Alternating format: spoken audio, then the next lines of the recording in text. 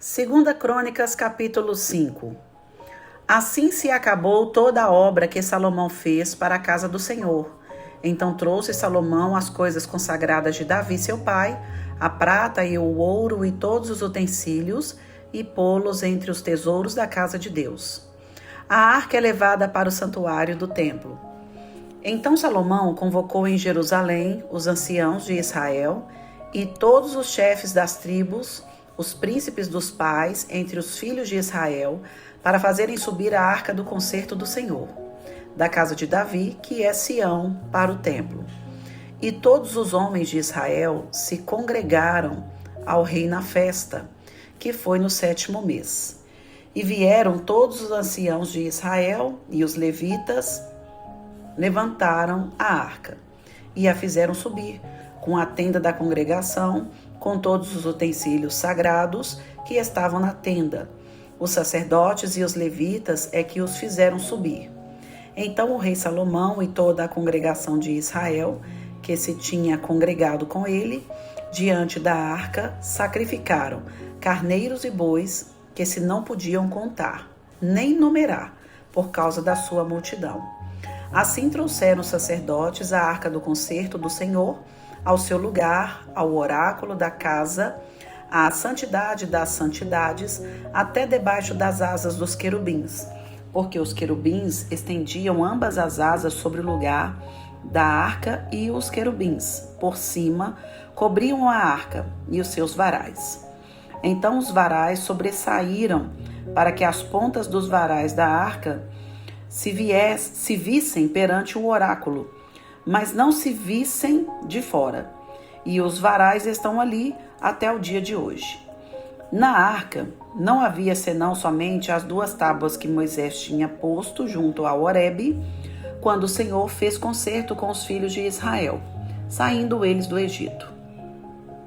E sucedeu que, saindo os sacerdotes do santuário, porque todos os sacerdotes que se acharam se santificaram, sem guardarem as suas turmas, e quando os levitas, cantores de todos eles, isto é, Asaf, Emã, Jedutum, seus filhos e seus irmãos, vestidos de linho fino, com símbolos e com alaúdes e com harpas, estavam em pé para o oriente do altar, e com eles até 120 sacerdotes que tocavam as trombetas.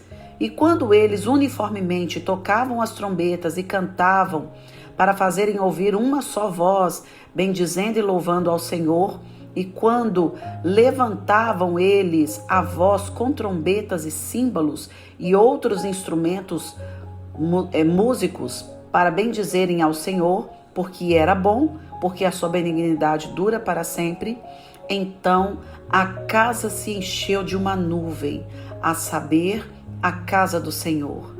E não podiam os sacerdotes ter-se em pé para ministrar por causa da nuvem, porque a glória do Senhor encheu a casa de Deus. Aleluia! Irmãos, este capítulo, ele nos traz os detalhes, os finalmentes, né, da construção do templo, em que Salomão, ele trouxe todos os utensílios consagrados, né, ainda no tempo de Davi, tudo que era de ouro, de prata, de bronze, ele trouxe tudo para o templo e ele conclui aquela obra, que inclusive eu gostaria de falar a respeito disso, porque quando lemos aqui no primeiro versículo, e assim se acabou toda a obra que Salomão fez para a casa do Senhor. Irmãos, este é um grande detalhe que a maioria da população não atenta a respeito disso, mas é tão importante. Todo projeto que se inicia, ele tem que terminar. Todo projeto que se iniciou, ele precisa terminar. Você iniciou a construção da sua casa? Termine.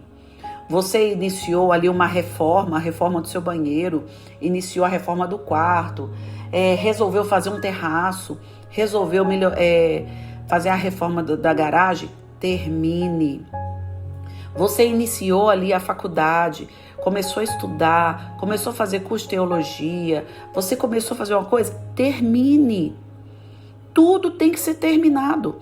Inclusive, a palavra do Senhor fala: quem é aquele que antes de iniciar um projeto não senta para calcular se vai ter condições de concluir aquele projeto, para que no meio daquela construção ele não passe vergonha, vendo as pessoas dizerem: ah lá, olha o administrador, não soube nem calcular o que ele ia gastar e agora deixou a obra pela metade. Irmãos, é necessário termos isso na nossa mente, no nosso coração. Tudo que você começar, termine. Começou a namorar, já passa para o próximo passo. Já começa a planejar o próximo passo e execute. Conclua isso. Vai tá namorando? Quer noivar? Então já programe o próximo passo. Não é namorar anos e anos e anos e anos. É já se programar para aquilo. Quer ficar noivo? Aliás, aí ficou noivo, já começa a se preparar para o casamento. Quer casar? Já começa a se preparar, né? Comprar o seu apartamento, a sua casa, comprar as coisas do seu gosto. Mas o importante é concluir. Conclua tudo que você começou. Tudo que você iniciou, conclua. Se você não tem condições de iniciar, então não comece. Aliás, não tem condições de concluir, então não comece. Então, isto me chamou a atenção. Salomão acabou toda a obra que havia feito para a casa do Senhor. Isto é algo que nós temos que carregar dentro de nós. Parece bobagem. Mas que bobagem, uma coisa banal. Mas se você parar para pensar, a maioria das pessoas é assim. Começa uma coisa e não conclui. Começa uma coisa e não termina. A parte também espiritual. Às vezes começa uma campanha na igreja e não consegue terminar. Começa uma campanha de oração e não consegue passar do segundo dia. Irmãos, tudo isso precisa ser organizado, administrado, de forma que, se você tiver dificuldades de concluir algo físico, você vai ter dificuldade de concluir as coisas espirituais. Então é tão importante você passar a ter convivência, né? E ter esta responsabilidade de concluir. E o final deste capítulo fala que a construção do templo, tudo o que foi feito, a forma que a arca foi conduzida. Lembra quando Davi estava trazendo a arca nos carros de bois e houve aquela fatalidade, né, do rapaz ter morrido? Pois é, com Salomão não aconteceu isso, porque Salomão fez tudo certinho.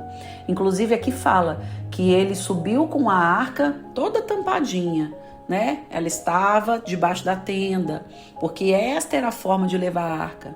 Ela não podia estar exposta, ninguém podia ver a arca. Só ficava do lado de fora os varais para que ela fosse carregada. Então Salomão fez tudo certo. E quando entraram, né, os sacerdotes ali no templo, eles não conseguiram ficar de pé. Por quê? Porque Deus respondeu. Deus, ele veio e encheu aquele lugar como uma nuvem, encheu todo aquele lugar. Irmãos, Deus é maravilhoso e ele se agrada quando nós fazemos as coisas de forma correta, quando nós seguimos os seus preceitos, a sua ordem, a sua lei, quando ele passa a instrução e nós a realizamos ali na risca. Deus, ele se agrada e ele manifesta. É o que eu sempre digo, né, na igreja: tenha ação que você vai despertar a reação no Senhor. Tudo depende do quê? Das nossas ações, das nossas atitudes. Salomão fez tudo certinho e isso trouxe uma reação ao Senhor. E o Senhor veio. E aqui no último versículo diz: e não podiam os sacerdotes ter-se em pé para ministrar por causa da nuvem, porque a glória do Senhor encheu a casa de Deus. Aleluia! Irmãos, e Deus é poderoso para fazer o mesmo na nossa casa, na igreja. Faça a coisa correta, que a glória do Senhor enche este lugar. A presença do Espírito Santo é maravilhosa. E muito mais agora que nós temos livre acesso ao Senhor por intermédio do sangue de Jesus Cristo. Então, para você sentir a presença poderosa de Deus, faça tudo certo, em nome de Jesus. Amém? Que Deus te abençoe, um forte abraço e até amanhã.